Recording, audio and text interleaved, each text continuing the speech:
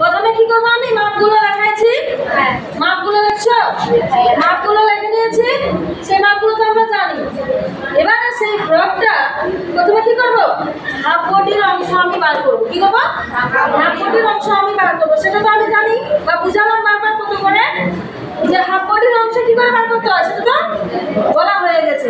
এবারে এই জায়গা থেকে এই জায়গা আমি কতটা নিয়েছি, 11.5 ইঞ্চি নিয়ে নিলাম। তারপরে এদিকে আমি কত নিয়েছি, আড়াই নিয়েছি। তারপরে আমার ফুট কত ছিল,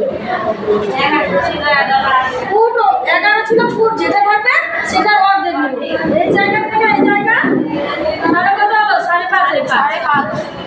আচ্ছা, এবারে তারপরে এটাকে কি করেছি, গোলা আমার কত ছিল, 4 আমি দিয়ে বক্সের মতো করে এটাকে আমি সেট দিয়ে দিচ্ছি।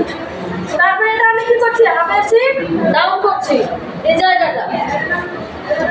তারপরে এই জায়গা থেকে এই জায়গা হাতের মোহর আমার কত ছিল, হাতের মোহর কত ছিল, 11 খাতায় লেখা ছিল।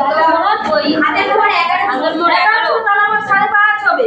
কত হবে, 5.5 হবে। 11 ছিল তো, তাহলে এই জায়গা থেকে এই জায়গা আমি 5.5 নিলাম। তারপরে এদিকে কত নিব, বডিকে 3 দিয়ে ভাগ করবো প্লাস 1 ইঞ্চি বাড়তি দিব, তাহলে আমার এই জায়গাটা বাড়া যাচ্ছে। তারপরে আমি নিচে 2টা টেকিং দিয়েছি। দেখো, এই জায়গায় একটা টেকিং, এই জায়গায় একটা টেকিং।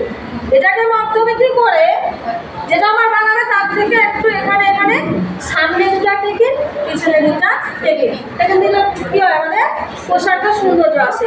তাহলে টেকিংটা আমি কত দূর পর্যন্ত দিব, 3.5 বা 4 ইঞ্চি উপরে দিব, 3.5 বা 4 ইঞ্চি উপরে দিব। এবারে এই জায়গা থেকে এই জায়গা যেটা